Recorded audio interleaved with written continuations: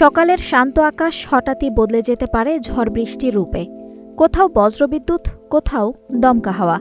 আগামী 2 দিনের আবহাওয়া কেমন থাকবে তা নিয়ে অনেকের মনেই উঠেছে প্রশ্ন। বাংলাদেশ আবহাওয়া অধিদপ্তরের তথ্য অনুযায়ী 29 ও 30 এপ্রিল দেশে বৃষ্টি ও বজ্রঝড়ের প্রবণতা অব্যাহত থাকবে। 29 এপ্রিল দিনের তাপমাত্রা থাকবে প্রায় 87 ডিগ্রি ফরেনহাইট এবং রাতের দিকে নামতে পারে 73 ডিগ্রি ফরেনহাইটে। দেশের বিভিন্ন অঞ্চলে ভারী বজ্রবিদ্যুৎ সহ ঝড়ের সম্ভাবনা প্রায় 86% পর্যন্ত থাকতে পারে।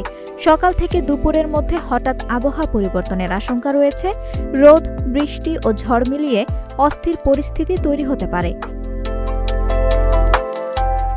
তবে 30 এপ্রিল দিনের তাপমাত্রা কিছুটা কম থাকবে, প্রায় 82 থেকে 74 ডিগ্রি ফরেনহাইটের মধ্যে।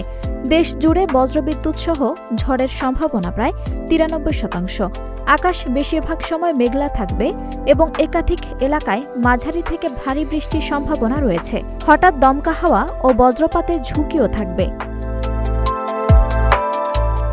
খোলা জায়গা, মাঠ বা নদী পাড়ে অবস্থান এড়িয়ে চলার পরামর্শ দিচ্ছেন সংশ্লিষ্টরা। 2 দিনই বজ্রঝড়ের উচ্চ ঝুঁকি রয়েছে।